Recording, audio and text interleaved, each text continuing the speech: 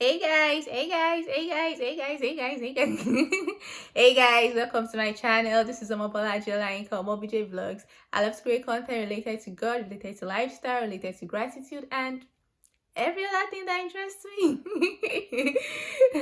So if you're interested in any of these, I'd like you to subscribe to this channel, like this video if you actually did enjoy it, and drop your comments in the comment section because I would like to hear from you also. And just in case you have anything exciting you would like us to discuss on this channel, feel free to also let me know in the comment section.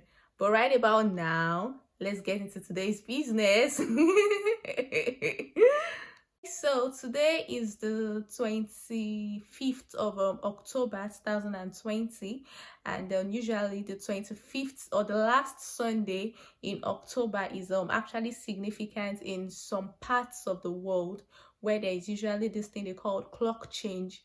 The clock literally changes depending on what time of the year it is, and today happens to be one of the such days. So basically we had a fallback today, and then during spring in March we usually have a spring forward. Yeah, a lot of people are quite excited, like what does this mean? Does it mean who is changing the clock? Like how possible is that? How feasible is that? And all of those things. I was also in that category of people when I did experience the spring forward. It felt like a dream. It was like that can't be true. But it did happen in real life. It did happen. I saw it with my two eyes like this.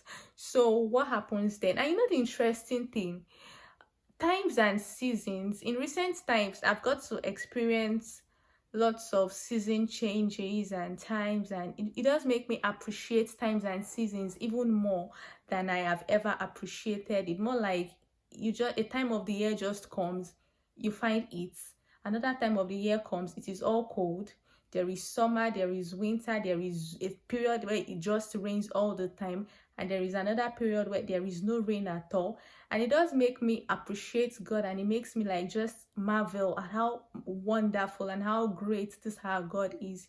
You know what I'm trying to say? And it brings to memory this part of the Bible in Genesis chapter 8:22 that was talking about, as long as the earth remains, summer and winter, it and it and rain, oh dear me, more like as long as those seasons, those times and seasons remain, that God would always be faithful, that kind of thing. So it reminds me of God's faithfulness. So the clock change usually happens on the last Sunday in March, and then the last Sunday in October.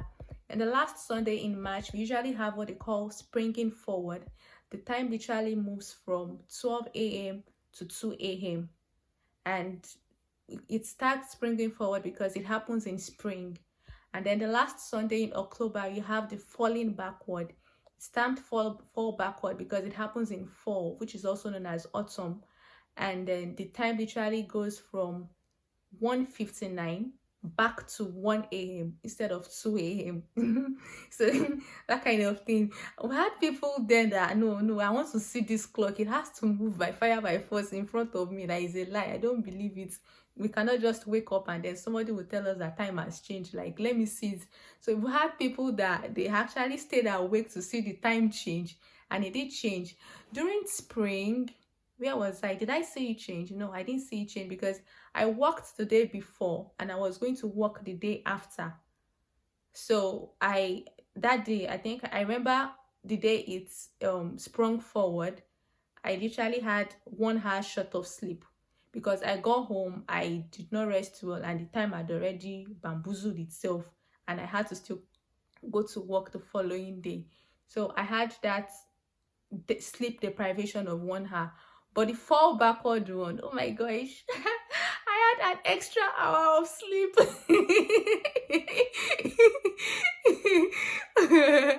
I'm not serious. So there are literally 4 seasons. Um, you have the winter, the spring, you have summer, and then you have fall. So the spring forward happens in spring, which is always about the last Sunday in March, and then the fall backward happens in October, the last Sunday in October, which happens to be today. So I've explained what happens. The time basically moves. So what is it called? When we spring forward, we are basically moving from the Greenwich Meridian time to daylight savings time or British summer time. Basically, the idea is to save daylight in warmer months. Spring and summer is quite warm or relatively warm, while fall and winter are colder. So during the warmer months, the idea is to save daylight in those months, such that you have more hours of it being bright in those days. So the springing forward more like makes it get brighter earlier, and then it's not gonna get dark until later. So it usually gets bright around about 3 a.m., 4 a.m. during spring and then summer. And then during winter, it's not gonna get dark. It gets bright around 3 a.m., 4 a.m. and it's not gonna get dark until around 9 p.m., 10 p.m. Like, it's going to be very bright outside, literally very bright. Whereas by the time we fall backward, it begins to get dark from 3 p.m., 4 p.m., 5 p.m., like proper dark. Oh. And it's not going to get bright until 8 a.m., 9 a.m. sometimes. 8 a.m., 9 a.m. Yeah, 8 a.m., 9 a.m. sometimes. So that is basically what happens.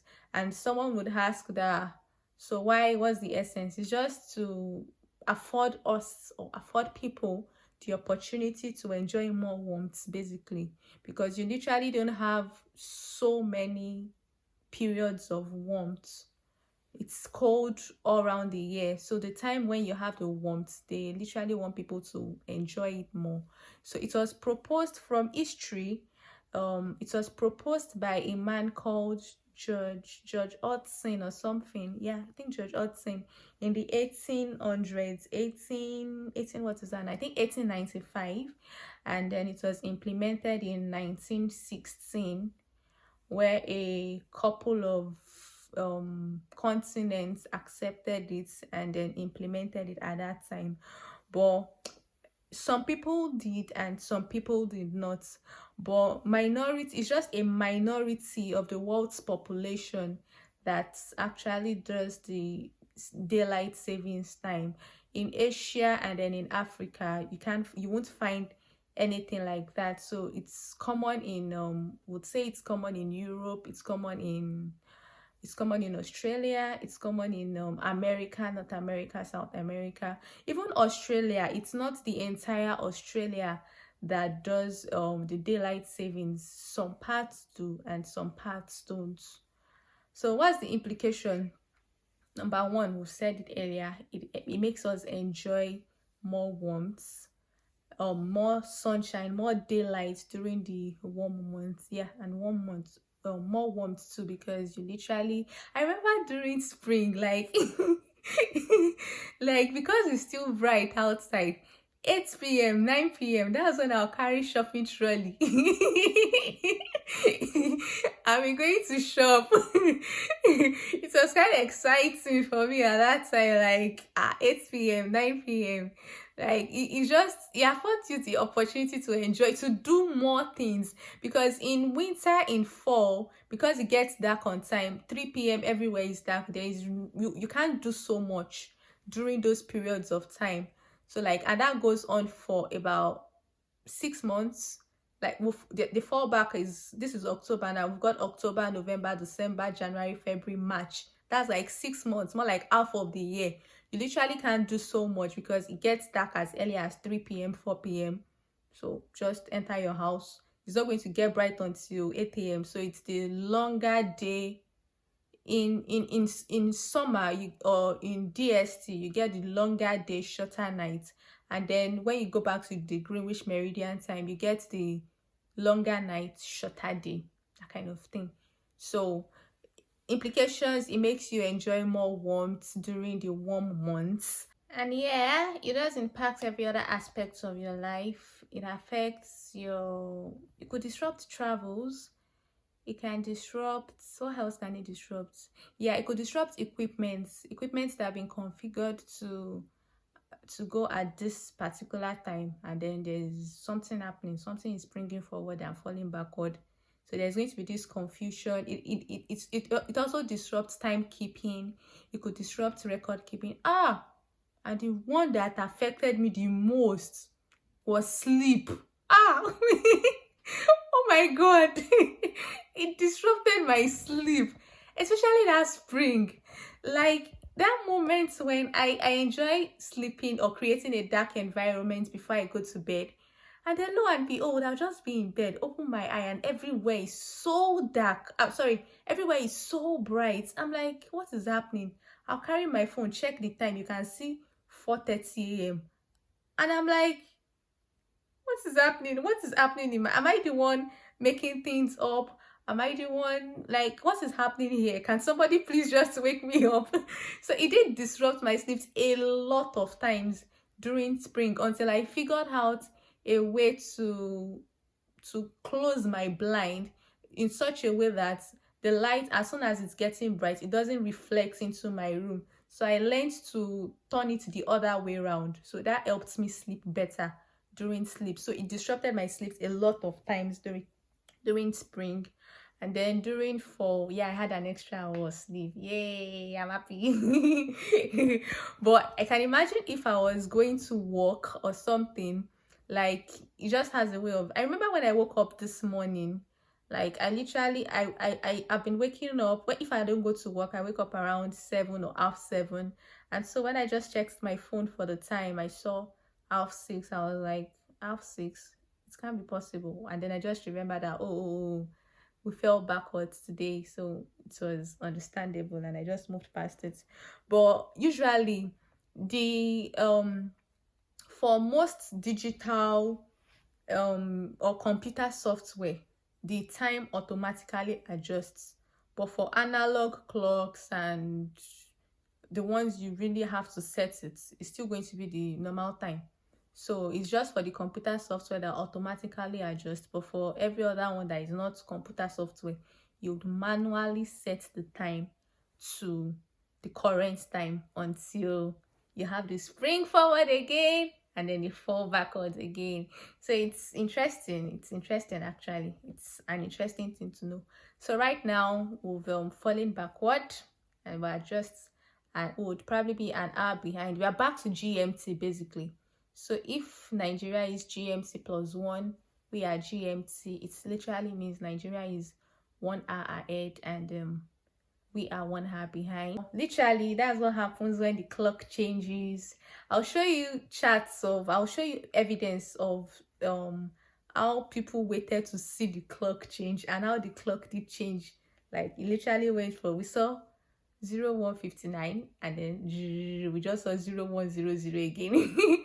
And then we saw 1200, and then no, not 1200. Yeah, we saw 0059, and then suddenly we saw 0200. Yeah, but springing forward is usually more exciting than falling backward, I would say. But as exciting as springing forward is, you lose 1 hour of sleep. But falling backward, not so exciting because it's getting dark and dark and dark, and those dark months are usually not, there's usually nothing exciting to do.